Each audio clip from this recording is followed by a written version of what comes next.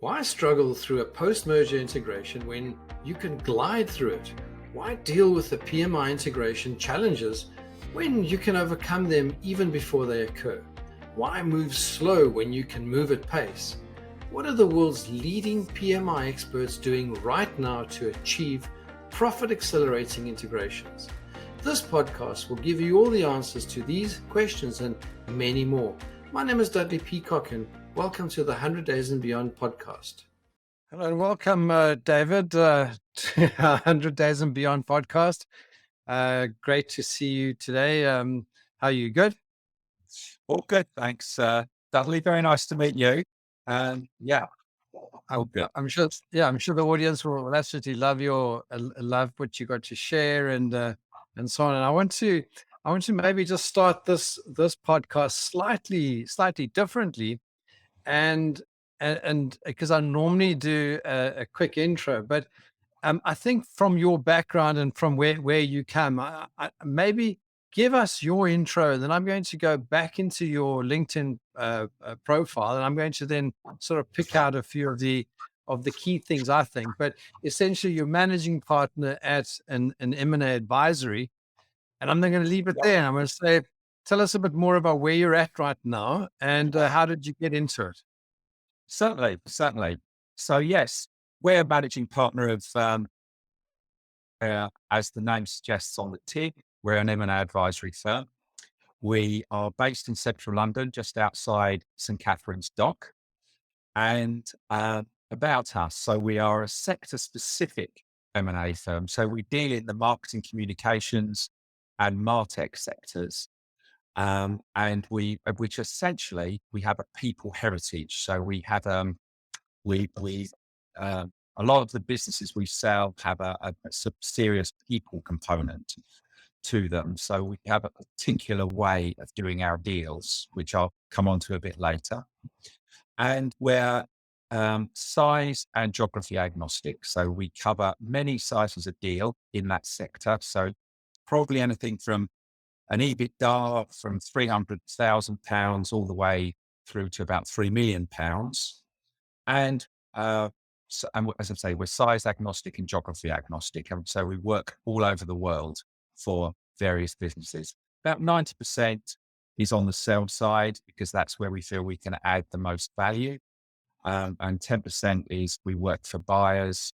Usually it's a very specific brief, maybe for buyers who haven't worked before, who haven't bought before. Yeah, so I think that makes it incredibly interesting, David. And I think from a slightly different type of guest that we normally have, we often have M&A post-merger or post-integration practitioners that focus a lot more of their time and energy on that end. What's really interesting, and two key things sort of come to mind when I listen to you, and after we had a chat yesterday as well. Two key things. One is you help a lot of sell side businesses, and the other aspect, and I think that probably complicates life a little bit more, is the fact that these are people-based businesses. Yeah. And we're not looking at machinery, equipment. We're not looking at any of those type of things. And often people-based businesses have got a lot to do with talent management. I mean, that's the new word people use, or the word people use around what people are in terms of bringing on talent, because talent makes a difference between a business that works and one that doesn't. And often businesses based on people are often very difficult to systemize, because you have to rely so heavily on the talent within the business. Mm-hmm. Now you go in on a sell side, you try to value it, and you try to think about what happens post acquisition, what happens to the deal, what happens to the people, the entity, and then because you sell side and you're doing deal closing and so on. Tell us a little bit about that dynamic around people-based businesses, but also probably focusing on the sell side dynamic in terms of what you look at, because you're pitching businesses essentially. I mean, you're selling businesses. So the buyers are going to be asking questions such as, tell me more about what makes that business valuable. and the people, will they stay? I suppose those are some of the key questions. So tell us a bit more about that dynamic. Yeah, absolutely. Well, the marketing comms is a very interesting industry in that generally it's a business that is the owners of comms businesses are very passionate about their businesses, and it's not a business that's easily handed over to their children because it's a very full on type of industry. So generally, the sellers are ultimately looking to sell. And also, you've got a whole myriad of buyers out there that are looking to buy businesses because other marketing communications businesses are looking to add a new skill set or a new geography or a new top technology onto their business uh, in order to wrap themselves more closely around their clients. So there's a sort of a lot of supply and demand in some ways for this sort of industry. Um, and I guess the buyers, what they're looking for, as well as looking for a skill set that suits their business. And in many ways, buyers' strategy in this industry is driven by opportunity. Mm. You know, a buyer we present an interesting opportunity to a buyer, and they may not have thought about doing this as part of their strategy, but they think actually this could be a worthwhile acquisition. This would make a difference to our lives, our clients' lives. So that's generally the dynamic. And what they'll then be looking for is to say, great, that's the skill set we want, but how robust is this business? So they'll look at things perhaps very similar to things they look in perhaps a more normal business, such as have they got a second tier management team? Do they have too much reliance on one client? Have they got strong systems and procedures in place? And are they making sufficient profit margins? And have they done that on a consistent basis? And have their clients stayed with them for a number of years? Do they have that sort of track record with their clients? So they look at all those things to determine the robustness of the business. Yeah, and if I if I think, I mean, if I look at your profile, very interesting. You're a fellow of the Association of Certified Accountants or Chartered Certified Accountants, Yeah. the FCCA, as well as the Chartered Institute of Marketing. I mean, that is probably two polar opposites. Yeah. Complete schizophrenic. Yeah. Uh, Yeah, I mean, how that started. I mean, I think in when I started quite a long time ago in business, on leaving school, I wanted to work in business. That was my ambition. And I think it was my father suggested to me that, oh, a lot of the people that run business these days are the accountants. So that got me interested in becoming an accountant. Now, I'm not sure that I was an out and out accountant. Naturally, I was very interested in the wider business subject, not just accounting. So as my career developed, I joined a large industrial company on their training scheme and qualified as an accountant. And as my career developed, I felt that I was lacking in marketing skills. And in those days, MBAs were just starting to come out where they're a more generous qualification. But as I had a pretty good financial background, I just added on the marketing. And one of the jobs I had a lot of international jobs. And one of the jobs I had, I was also responsible, I had more of a commercial role, responsible for the marketing, customer service, and those sorts of things, as well as the numbers. So that's how that happened.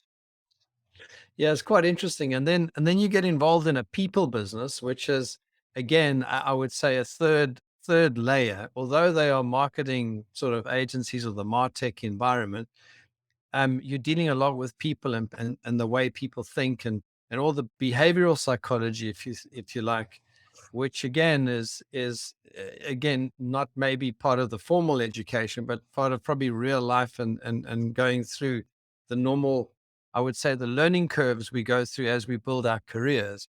If I come back then to the kind of companies and so on.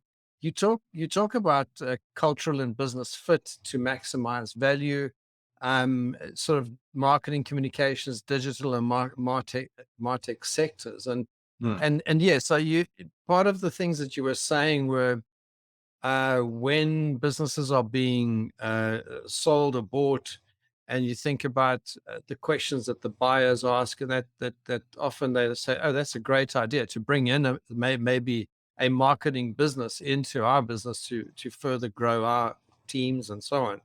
So Mhm. the acquisitions appear to be, and the integrations appear to be sometimes around bringing in, buying in the talent, and maybe sometimes customers. I mean, if that's their business, so they're already a MarTech business and they're adding on to that, but maybe buying in the talent as opposed to buying in a customer base and so on. Tell us Yeah. if that's the kind of thing that happens from time to time. Yes, I mean, that's very much the case, particularly with some of the smaller deals where, as I say, I think buyers are always looking out for a new skill set, a new technology, or a new geography in order to wrap themselves more closely to their own clients.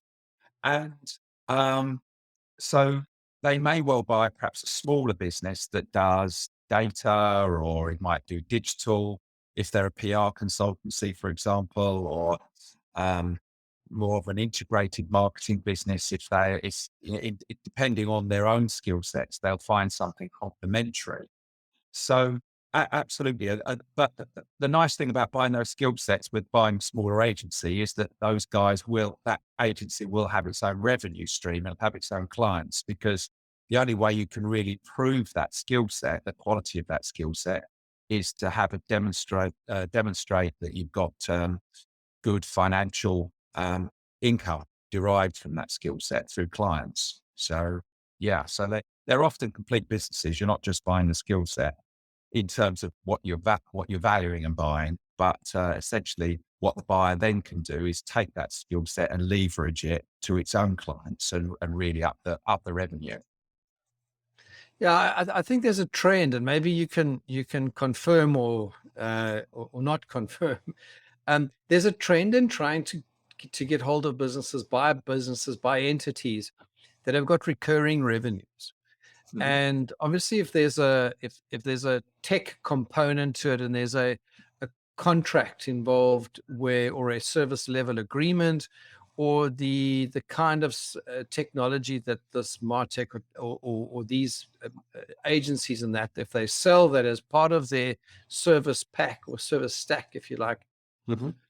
um, how much does I mean, if you look, and I suppose it comes from the valuation side of things. If I'm looking at a business like a people business is only as good as the current contract that they're busy servicing. If they've got a large number of recurring customers that are buying from them regularly, and they're on sort of let's call it maintenance based contracts or arrangements, as opposed to these one-off projects. And Yeah. often people businesses are one-off project based, so their incomes sort of the feast and famine, if you like. They might have a great project, do incredibly well, and then drop. Yeah. Then it's all about how good are they at marketing themselves, because if they're not selling their own projects and their own client relationships, it doesn't matter how good they are at delivering marketing. How good are they at generating new work? And just tell us a bit about that dynamic. So when a buyer comes in and says, "Look, we need addition, we would like to bring in this entity," Mm. um, it's not just past financials. I'm sure it's got a lot to do with the makeup of a people based business. Tell us about. Yes, absolutely. I mean, the buyer will be very, very interested. And as I say, they will look at the skill set that's offered and then try and understand the quality of the revenue stream. So if they've got, a client, perhaps more than 25% of the revenue, that's becomes a little bit more risky to them. So that the value might be affected by that. So if you're a seller of a business, it's best to try and keep the number of your clients, to have a fairly equal spread, for a number of reasons. When you sell, but also when you're an ongoing business, if you lose a very chunky client, it's going to affect your business. You might be facing the situation of having to lay off staff or making losses for a while. So that's really important. So buyers will definitely look at the quality of that revenue stream, whether it's, and also sometimes retain clients maybe have a little bit of a premium but what they will look at is they'll go back several years to see how long that agency has kept its clients for, which is probably more important than written contracts. So if they've worked with a business for 3 or 4 years, there's chances are they'll be working with them in future for another 3 or 4.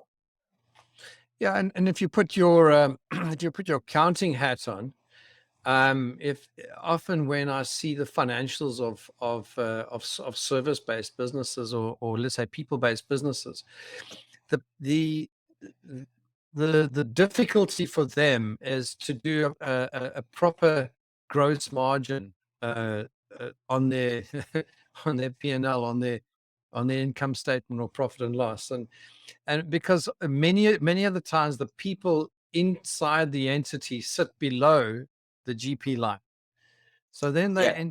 end up having very, very high gross margins. Yeah. So, and they're sitting at 80% or something like that. And that's not realistic because it's a people-based business. I mean, Yeah. using your, and this is, I said, I'm going to throw a curveball in, and maybe I think this is it, David, but Mhm. if you are busy advising a people-based business, I've seen so many of them, salaries and people expenses sit below the GP line, and I don't know, maybe something small like, I don't know, office supplies, I don't know, whatever sits above, Yeah. and they sit these massive margins, say, oh, but this is a high margin business, and in fact it's not. Yeah. The difficulty is, how do you differentiate between internal functions of people performing internal functions and people performing client-based functions, which is actually a cost of sale? So now, I mean, Um, yeah. just tell us a bit about that, the kind of Yeah, conversation. certainly. I mean, there's a the industry is probably growing up a little bit on that now, more than it was. And really, you could argue that the turnover is irrelevant. And what people look for in all marketing comms businesses is what's called fee income equivalent. So that is um, your turnover less your bought in costs. So if you're a media business, for example, that buys and sells media spots, and your margin between buying and selling is very small, your gross profit effective gross profit may be effectively only 5 or 10%. If you're a PR consultancy that sells time for a lot of the time, your fee income is going to be almost 100% of your turnover. But you can compare the two, so that the gross profit in a media company will be equivalent to the fee income in a PR consultancy. So you're comparing fee income equivalents all the time. And then what to do with people, the people cost? Well, yeah, you're absolutely right, Dudley. They do go as an overhead. And so the answer there really, and I think financial controls in the agency and consulting world have improved, tremendously over the years.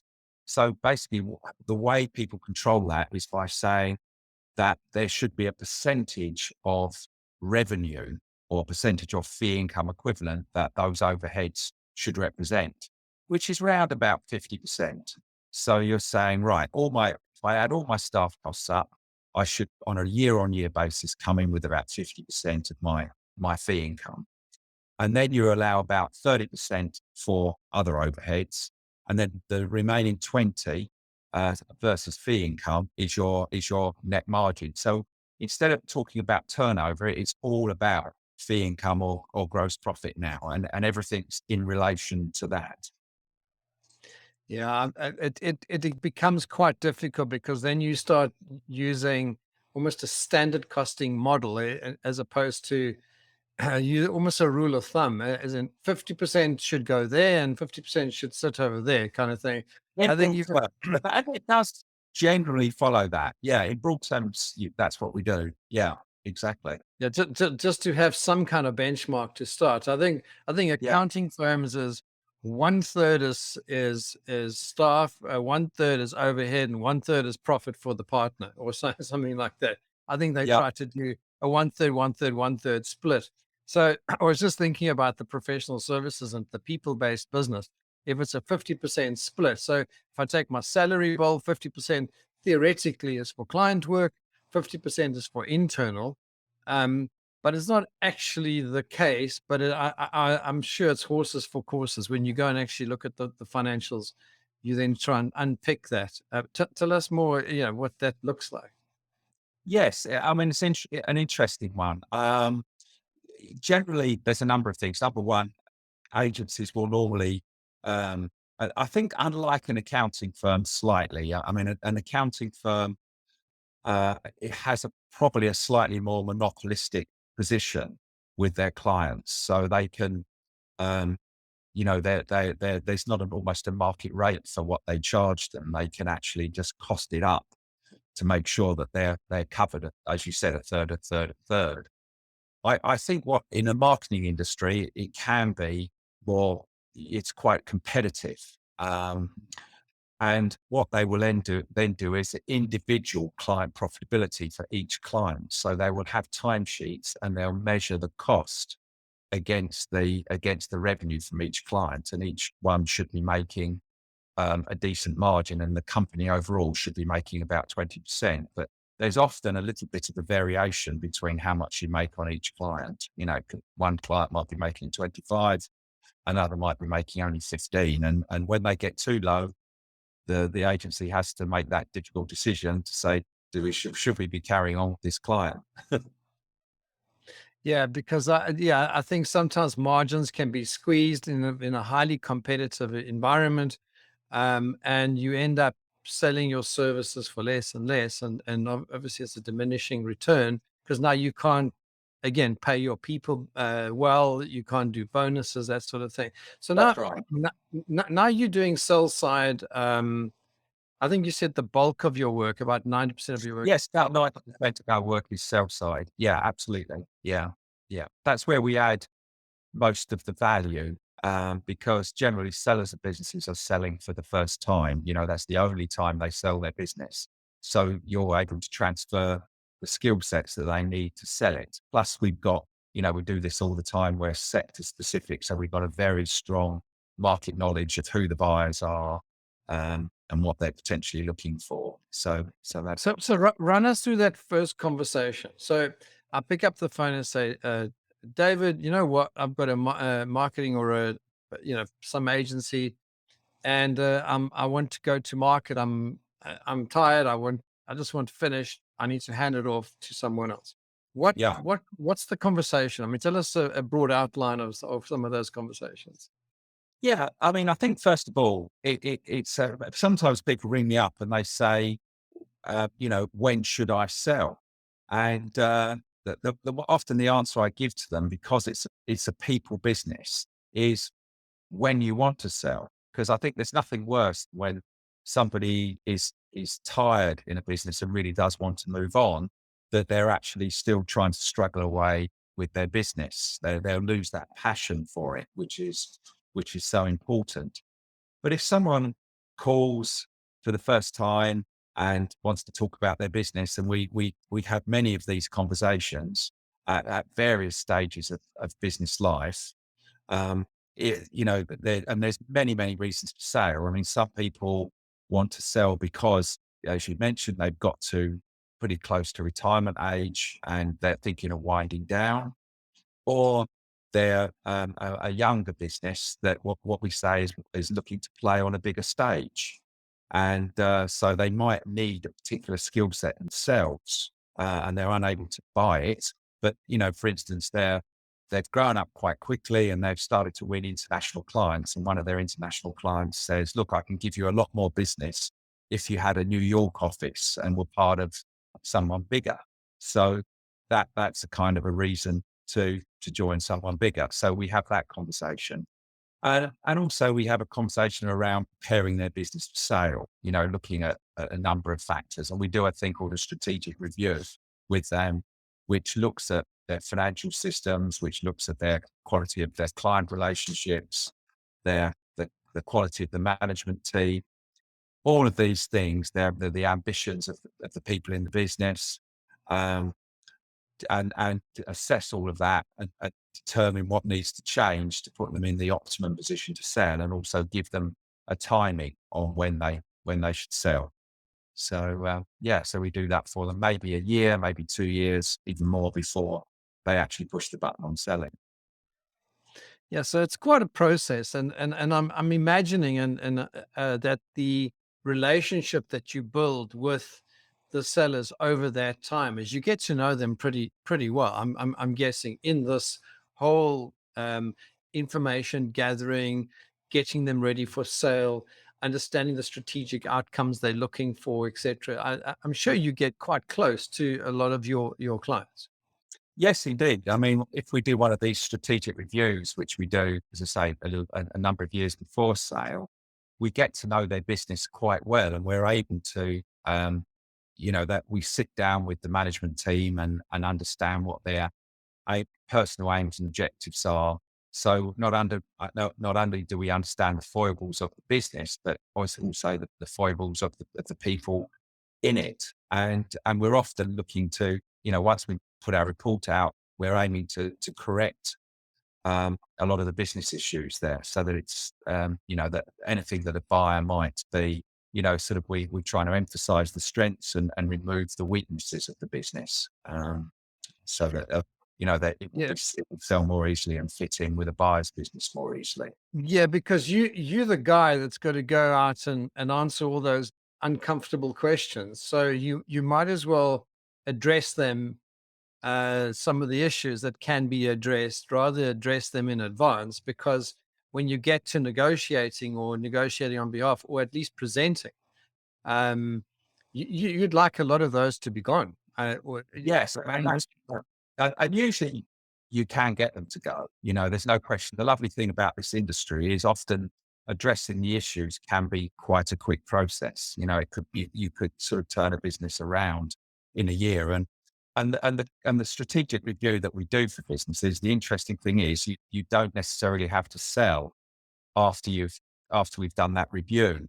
It will make the business a stronger business anyway. I mean, we are mainly an executional M&A firm. We're not a consulting firm, but we do a small amount of consulting. And when we do that for people, generally they have a much more robust business for themselves at the end of that process. So let's turn this now into you've got everything ready. Tell us about the first conversation or first few conversations. How do you frame? You've got all your homework done. You've done all the work you've done for a year or two. You're ready to take it to market. Um, Tell us a bit about that process. What do you do? How do you get people interested? Once you're in front of them, what that conversation look like, and to get them all excited about what's potential. Yeah. Give us a little bit about that background. Yes. Well, once we've put all the information together, um, we're we obviously we're out in the market all the time as a firm, and we speak with a huge number of buyers worldwide on a regular basis to get to understand the types of business they're looking for. We get to understand trends in the industry, and so we know a lot of people that might be interested in, or certainly would be interested in buying our client's business, but also that still leaves a lot of potential buyers on the table. So we always do quite a huge amount of bespoke research as well, um, targeting those people that, as well as people we know might be interested, those that we think might be interested. And we'll drop a line, or we'll call the CEOs of those businesses, and we'll send a executive summary of our client to them. And if they're interested, we get appropriate NDAs signed and tell them a little bit more about the business. Yeah, for sure. Yeah, you make it sound like it's easy, but I'm sure it's not an easy task to find the right, let's call it portfolio type of buyers. even though you're in the market. I'm sure that whole just making sure that you're in touch, getting in touch, opening up new conversations. You make it sound as if it's easy, but I've got my doubts. But I mean, tell us, is it easy? I suppose if it was easy, Tesco would be doing it. But so it's probably not so easy. But we are pretty successful in the number of deals we put away. I think we have a very, very high percentage of deals that we finalize for our clients. And I think it's partly being specialist and regularly talking, being out in the marketplace helps. We have a particular process to ensure that the crucial elements in a deal, we find that there should be, I suppose, 3 crucial elements in any Marcoms deal has to be achieved, which also enables the client to make sure they get the best deal. And I say that those 3 elements, and those 3 elements really, I think you could probably apply to any business, but it's particularly been brought up in the people business area because it's so crucial. But I think there are a number of other non-people business acquisitions that could learn from it as well. And and those elements are you have to have chemistry between the parties. So on the first meeting, if you feel comfortable with the potential buyer, then that's certainly a good tick in the box, because that will help you. If you've got a good chemistry and a good rapport, the chances are when things get a little bit more difficult during perhaps the earn-out phase of the deal, you've got a good working relation, potentially have a good working relationship with them. Whereas if you sit in a room with somebody for the first time and you just think, I really don't like this person, I don't think I can trust them, you'll probably be right. So it's best to avoid that. The second thing we look for is a cultural fit between the business. So a business culture, and companies can have a different, it could be a UK company buying in Japan, and a different national culture, but a business culture could be the same. And I think the best way of describing a business culture is the way we do things around here.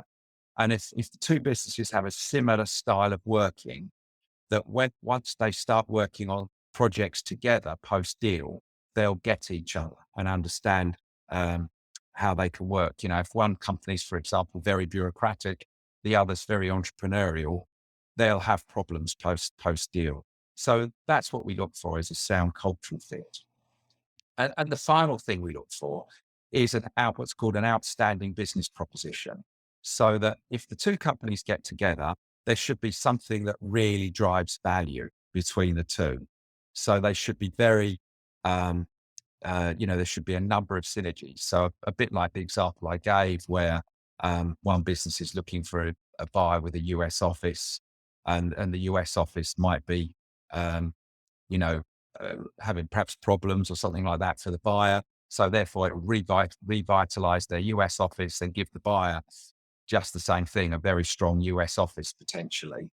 And that's what you call an outstanding business proposition, really and truly. So if we have all of those elements, and the nice thing about that business proposition, it will enable, if there is any earn-out attached to the deal or incentive payments, it will help the seller get through those with ease. It will give them kind of a following wind, as it were, to get through those earn-out and maximize out on those earn-out payments.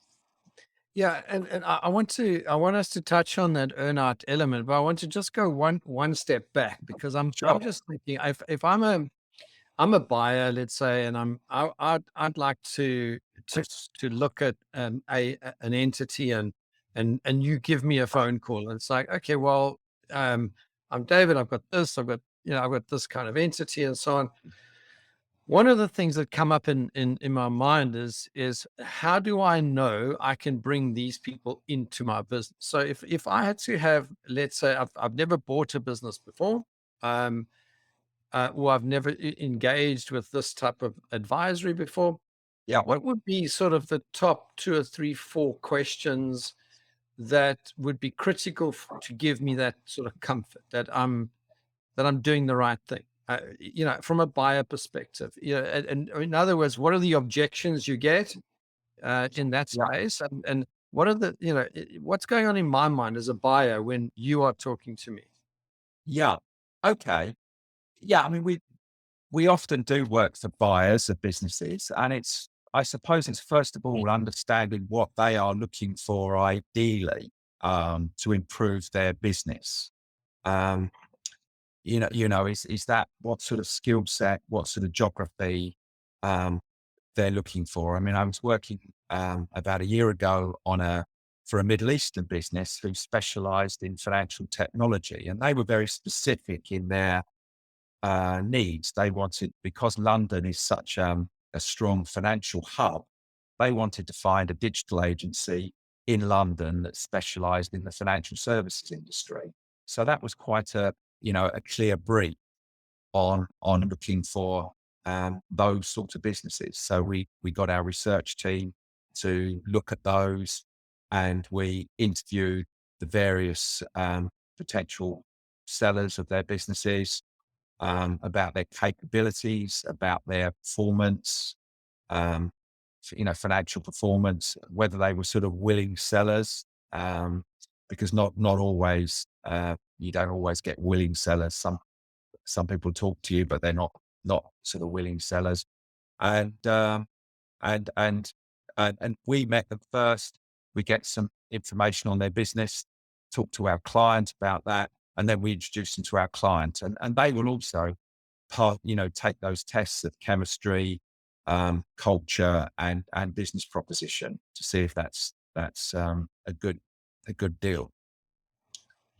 Yeah, I would imagine, and I'm just going to throw this out there, that most of these types of businesses that are people led are often the owner, founder, manager. I mean, that's sort of often one or two, three people, and they are the core skill set. And then they would have, and I mean, I call this the chief many warriors concept of running a business. Yeah.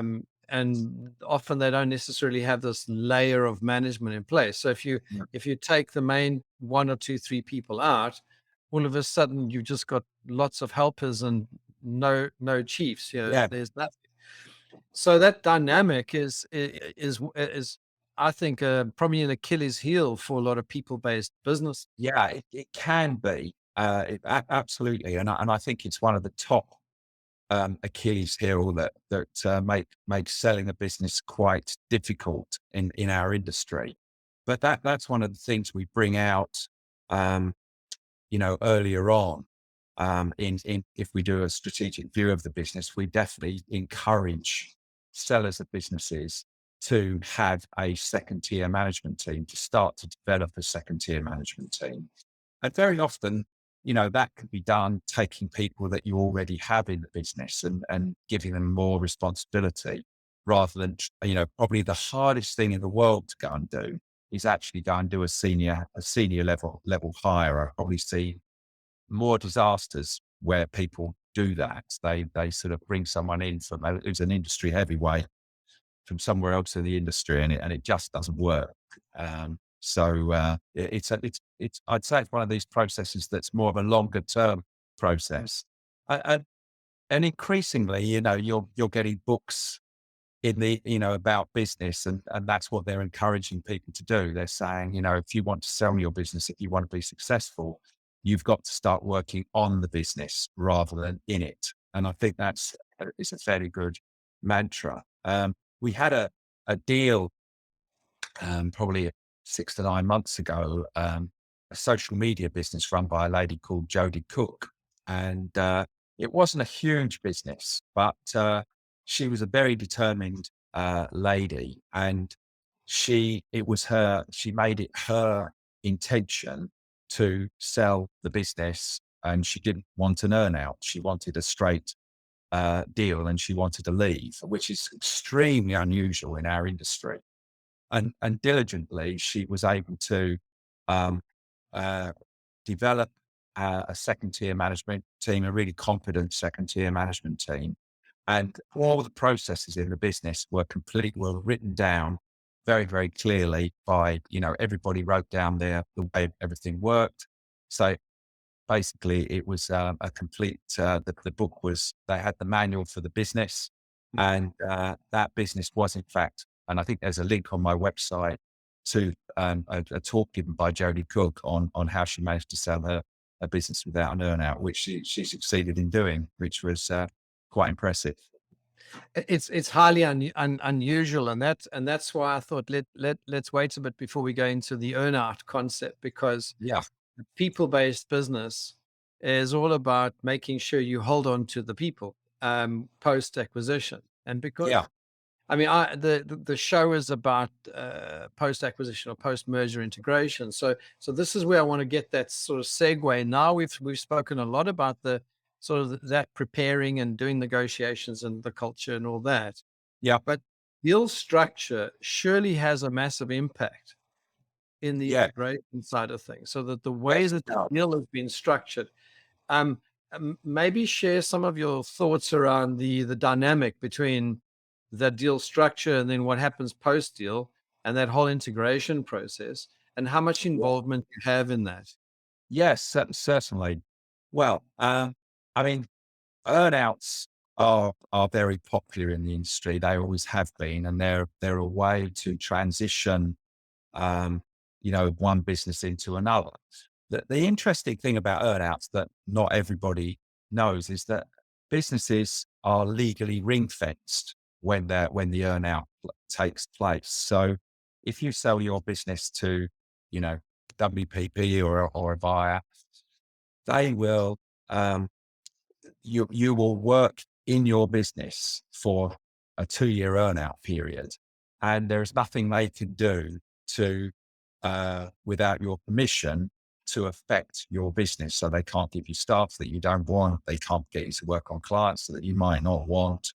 So the earnout is not a hugely popular way of doing deals. And as I say, it's not the best way to integrate a business, because if it's a profit earnout, that is, because really the business is sort of in limbo for 2 years until the earnout's over. And then you've got the danger of the founder leaving, and that the integration not being a success. So there's a trend to try and either limit the earnout to the top line of the business. So people will say, well, what we'll do is we'll incentivize you on your revenue line rather than your profit line, which at least enables the buyer to integrate the business as far as accounting and HR and all of the other synergistic benefits and property and all of those things, which makes it easier. So that's often a good move. Or sometimes now, again, increasingly, buyers are saying, well, what we'll do is we'll give you 60% of your current value in cash, and we'll give you 40%, sometimes less, of our shares. So it's a cash and shares deal. And that way they can start integrating the business straight away. So you haven't got this divisive earnout that's going on. And I've seen that, be quite successful. It can be a bit of a risk for buyers to take equity that they don't know too much about, but it's just a question of, it's one of those things you have to look at it and value it on each individual case. But where we've done that, I had several businesses, and they've often made much more money on the sale of the final 40%, sometimes twice, 3 times as much as they got for the original 60%, which is, so it can be quite lucrative. Yeah, and I'm in total agreement, because with that concept of top line focus as opposed to bottom line focus. Bottom line focus means that you have to have joint decisions in terms of how you're changing the expense structure and the overhead structure and any things. I mean, there might be a big need to add additional marketing budget to increase the customer base. But whoever the seller was or is, would say, no, I'm not prepared to take a hit on my 2-year earnout. Yeah. But the business needs it, but now you're in conflict. And if you're just on the top line, then that could even be encouraging them to have more expense on marketing to generate more customers. Yeah. So That's right. vice versa. So I suppose that's definitely a better a model. But the earnout is quite key. The other thing that I'm seeing that's busy happening, and maybe you could just share what's happening in your space, is this new concept of having multiple exits. In other words, a seller will build a business to a certain level, exit a portion of it, but hold on to a certain number of shares. Again, joining the other entity, or going whatever the strategic direction is, building that, whatever's left over in terms of shareholding, building that value up again, exiting again, but again, Yeah. holding on to a percentage. But every time, let's call it, the pie is getting bigger, but you own less and less of it. Yeah. But every time you have another exit, and that's taking more and more money off the table. And this is a concept that I'm not seeing enough of, I don't believe, which I think would be very valuable for owners to stop sorry, thinking about the only big asset they own besides their homes and that, or properties or whatever their portfolio is. But their only big asset in life is that one business, and it's a single sale. And it's almost like to start thinking about, how can I harness or leverage this particular asset that I've built up to a certain point? I maybe can't take it any further. I've probably hit a ceiling. Do I plateau and sit there for the next 20 years? I sometimes call it sort of 1 year experience repeated 20 times. You have that kind of concept where rather go 3, 5 years, whatever it is, reach your limit, know what your limit is as a seller, and then say, okay, how do I get myself ready, not just for exit, but how do I get myself ready to be integrated into the next business at exit? And it's maybe just one question further that's not being asked. So from an integration or a post acquisition or post merger integration point of view, I would love to see more sellers say, no, I want to exit, but I want to be part of the new organization, and I'm actually integration ready, not Yeah. just ready for sale. Yeah, absolutely. No, and I think I agree with you, Dudley. I think that's a really good way of doing deals, and we've done several like that. And I think the area where you do that, I think in our industry, it's really important not to leave it. And for any business, it's really important not to leave it too late to sell, because if you leave it too late, then you are looking for your exit and you have to sell the whole thing. But businesses but it can be highly lucrative for the seller and the buyer, really, to sell chunks. And buyers normally want 51% as a going in position. So, but if you really need those synergies, you can benefit from all of those synergies, and you keep 49%, which you'll sell at a later date. Sometimes that is when the buyer ultimately sells, that you'll cash in. And when we've done those sorts of deals in the past, we did one in the north of England recently, and it was very, very lucrative for the seller to do that.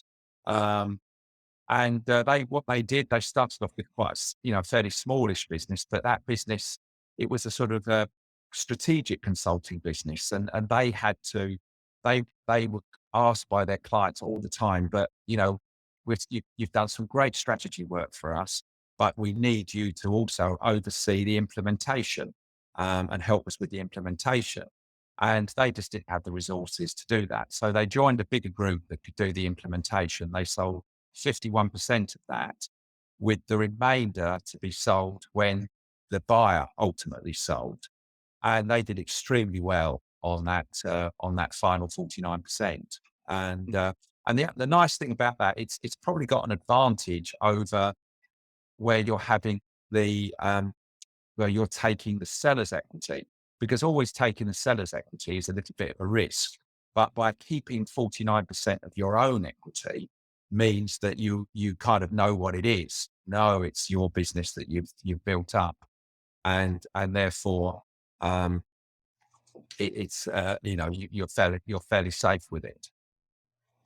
Yeah, and what I'm starting to do, and I'm putting together a course, and this course is about post merger or post acquisition integration specialization, Yeah, taking um, the body of knowledge, if you like, and narrowing it down into an integration, but very focused on real life practical applications.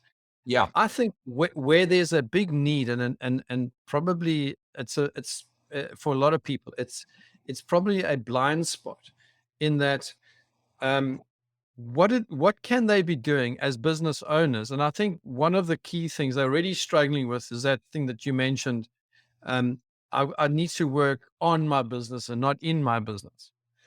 And then when it comes to I need to get out of my business, those are probably not, that's probably not the right question. It's how do I go to the next level? So it's not, yeah, I suppose scale up is a bit of a cliche these days. So uh, the term really is how do I go to the next level and keep growing my wealth and keep yeah, growing my revenue, and yeah, what's the best vehicle to get there? One of them is a partial exit, I think, but yeah, partial exit and entry into something else. But there's nothing available out there which will train people or even put the question out there to say you should be asking these questions of yourself and say, how do I get myself ready to go from let's call it bootstrap startup entrepreneur to an entity that's turning 2, 3, 5, 10 million,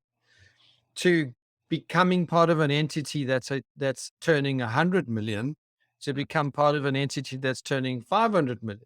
You know, yeah, am I thinking like that as an entrepreneur, or am I just saying this is mine? I'm going to look after it. I'm going to it's that whole sort of scarcity mentality. yeah, It's yeah. No, as and that's saying it's there's bigger definitely, opportunities.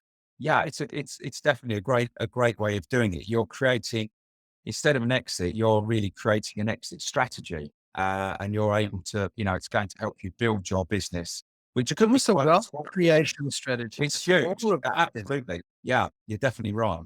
As I say, where I've seen it in practice, it's very, very powerful. And that's the sort of thing we address when we do the sort of strategic review of businesses. We look at Mm. what they need.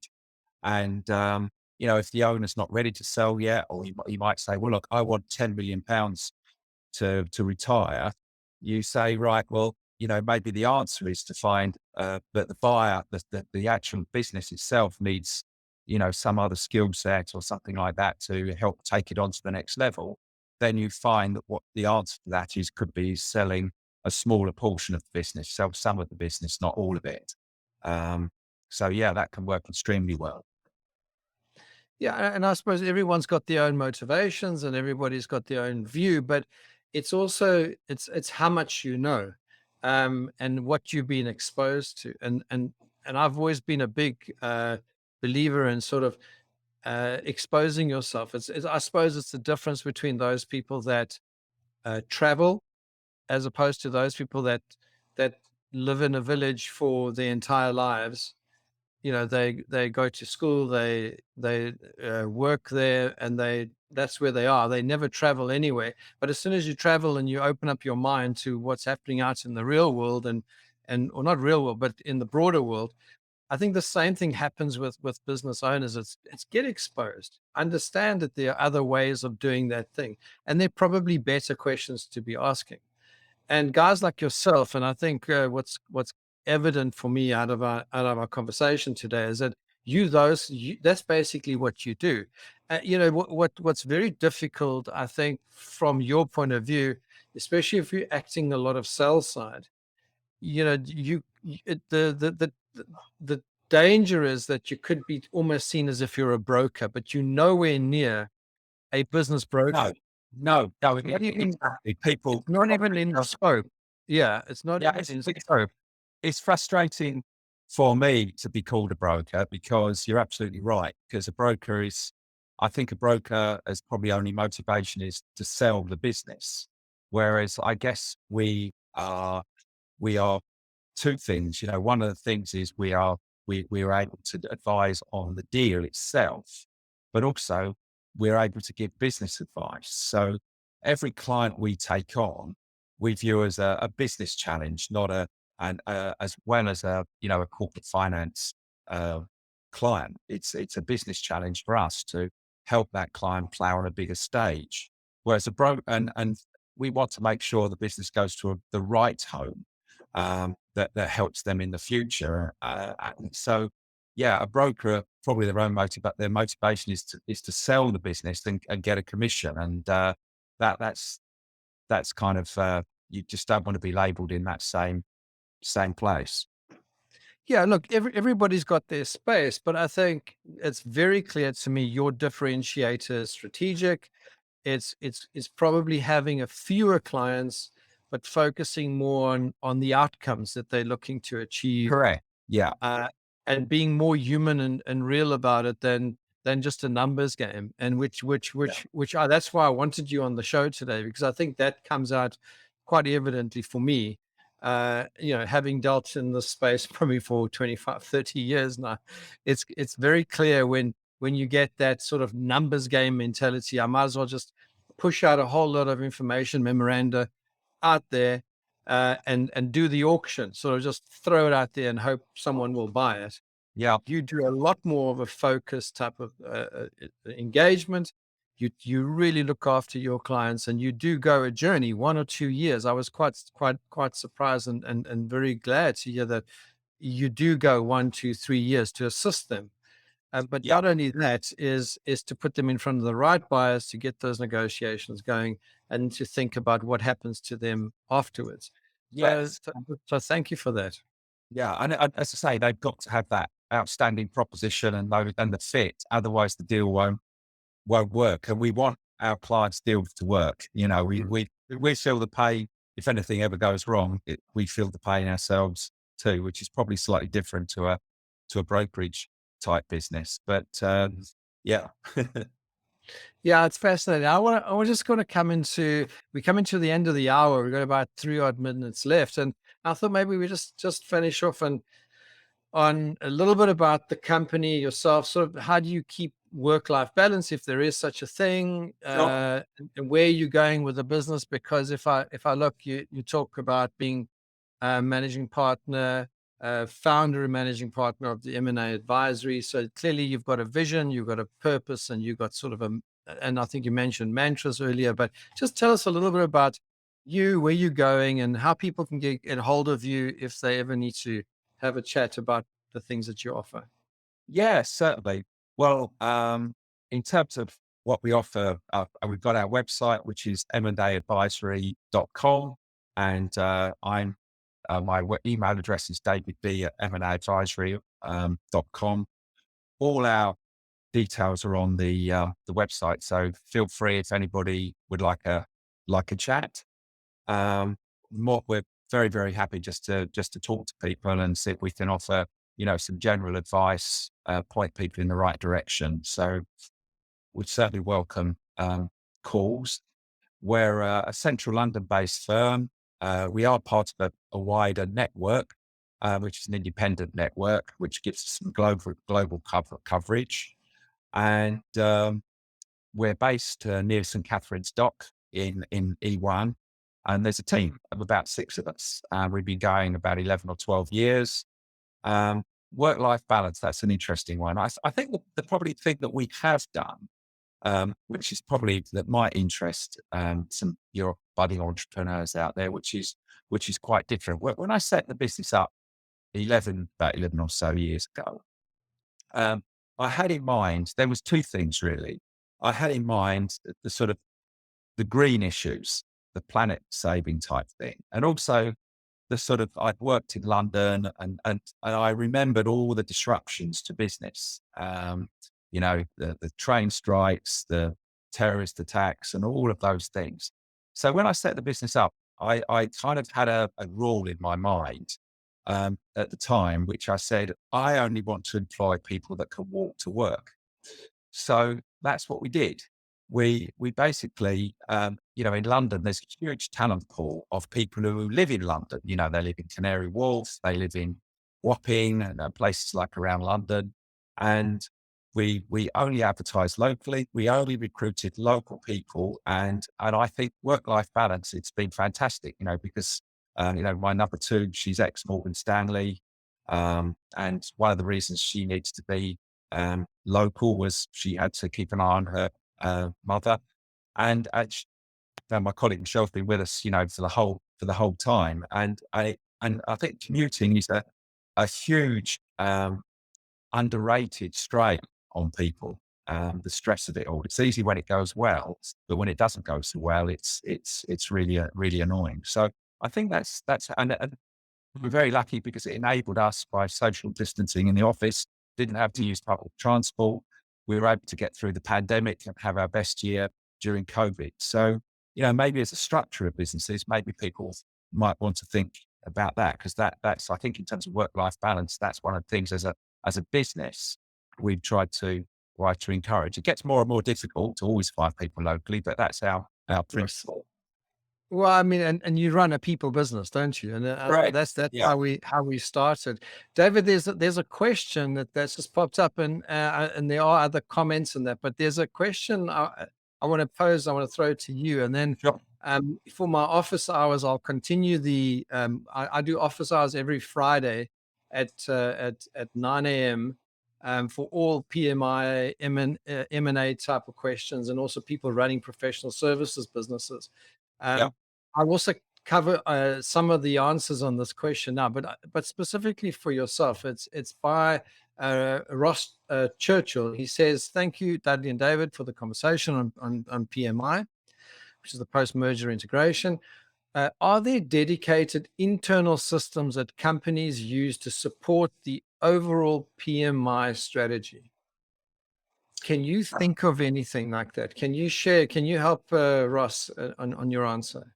Yeah, I wish I could, Ross. I mean, we keep in touch with our clients on a regular basis. I think you'll probably find the bigger buyers have very, very bespoke systems. I mean, it's really important to have strong post-merger integration skills as a company, M&A skills and post-merger skills, because it makes a huge difference to every acquisition that you make. Now, if there's any bespoke software, I don't know. A lot of companies will keep that sort of skill set, and if they've developed any technology to do that, probably in-house. And I don't know of any generic software that fulfills that purpose. But it's a very interesting question, and it's probably there's probably some and an excellent business proposition for somebody to go and create such a thing. Mm. Yeah, absolutely. I think You feel, Bradley. Do you know of any? I don't, as I say, but I know that the skill sets needed are, really important. yeah. So we've actually got blueprints and models. And one of the things, I'm actually kickstarting a brand new training course. It'll be live and free for everyone, starting this Friday at 11 a.m., where I start rolling out and talking about these internal systems and blueprints and processes and even things that are people related. Again, it's about people, but how to address culture around internal systems that companies use to support their overall PMI strategies. And it's what you do before, during, and after. It's when do you start your building up your PMI, your strategy? What do you use? Is it appropriate for the type of industry? And then there's other things like communication and other strategies. HR, what can you do in terms of day one planning, in terms of after post acquisition? What can you do in the first 100 odd days? And that's why this podcast is 100 days and beyond. Yeah. And then going forward, what happens longer term? How quickly do you want to integrate? How important is that integration? How important is that integration speed to you? Are you a private equity, or do you need a quick exit? Do you buy, build, and exit? Is bundling important to you? In other words, putting multiple entities together to build up a high turnover and high EBITDA numbers, because you obviously get higher multiples. So PMI strategy is massively complex, and this course will be running weekly, every single week for the next year. So it's at least 50 modules in my PMI course of an hour long each. So I'm going to be sharing a lot of that stuff. And Ross, you're welcome to join on Friday. But yes, there's a ton of stuff out there. But David, thank you very much for that. Just on, the HR that you mentioned, one of the things that we've used in the past in terms of, you mentioned people, is there's some software by a company called Thomas International that does HR. It's evaluating sort of skill sets, and it's very good for, you could you evaluate individuals, and you can also evaluate management teams in terms of it's basically like DISC analysis, drive, influence, steadiness, and compliance, and that's especially in the agency world, especially in people businesses, that can be quite powerful. And I could see that being, used by an acquiring company in post-merger integration. So it's one example. Yeah, I mean, people use Colby. I'm not sure if you heard of Colby. They use the Clifton Strengths Finder, where there's more of a focus on people's strengths as opposed to their weaknesses. It's also building the correct sort of management structures that are appropriate. Not, a lot of management structures could be legacy structures that this is the way we've always done it. I think you mentioned that earlier on. This is the way we do it around here, that we don't do it any other way. How do you start changing that? I mean, PMI, in my mind, a lot of it is to do with change management. I've been fortunate enough to be part of sort of one of the big Unilever projects, especially HR, they'd moved the entire HR across to, this was years ago, to PwC. Now they've unwound that lot again. But there's a ton of things that happen in the PMI space. But like I said, I'm going to be putting out some proper training course around that. We do have office hours every Friday morning at 9 a.m., 11 until 12 every Friday. We go through it's proper theory. Okay. It's theory, it's examples. It's like a proper training course, and it's going to be going on for the next year, at least 50 hours worth of training. So you're welcome to join there, Ross, if you want.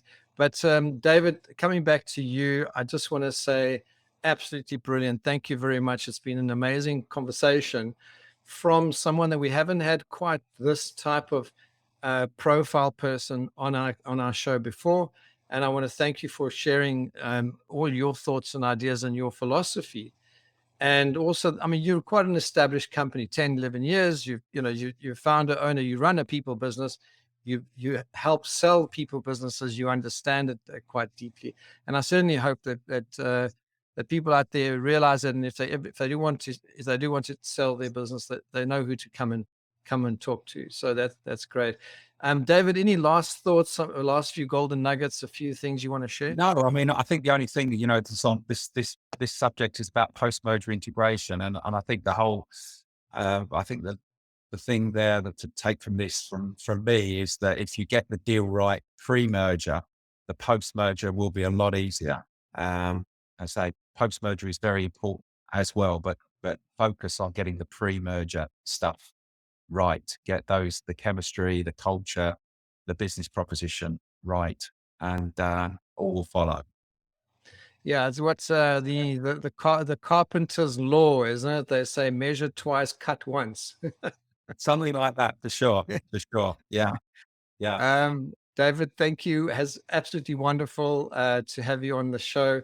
And we live stream, which you'll see all over in all different social outlets or platforms, as they call it. In the next few weeks, your podcast will be live on our podcast channel, 100 Days and Beyond. Anybody interested, please go to 100daysandbeyond.com. You'll find that there's a website there, a bunch of episodes already loaded. We're progressively loading a whole lot more. I think we've done 30 odd episodes already. And we try and do at least 1, 2, or 3 episodes a week at this stage. So please join us. Whoever's joined us today, join us again on the next one. Thank you, David. Thank you very much. Well, it's been a real pleasure to meet you, and thanks everybody for listening. Much appreciated. And get in touch. Feel free to get in touch. All the best to you. Bye-bye. David, stay on the line, and I just want to say goodbye. Thank you. Just stay on the line. All right. Thank you very much, everyone, for joining us for another episode of 100 Days and Beyond, the podcast that focuses on the ins and outs and the roundabouts of the world of post-merger integrations or post-acquisition integrations, which is a complex world. It's a world that is fascinating as well as daunting. It is one where you learn massive amounts about yourself, about people, and about the way the world works. And I think it's an area that's I still think untapped, and I still think that there's a lot more we can do to be helping people out there get more value out of their businesses, get more value out of their hard work and effort, because we spend a third at least of our lives at work and building businesses and growing and developing in our careers. We might as well do it and do it well. Thank you very much. Thanks for joining me, and look forward to seeing you or listening to you, that you listen to me on the next podcast or episode. Thank you very much, and all the best. Hi everybody, this is Dudley again, and if you need help with a future or existing post-merger integration, I want to invite you to arrange a free, no obligation meeting with us. During the meeting, we'll find out exactly what you need, what your challenges are, and we'll explain how our unique PMI slipstream method can help you. Simply call us or visit mergerintegration.co.uk. That's mergerintegration.co.uk, or come to our website, skillfulpursuit.com.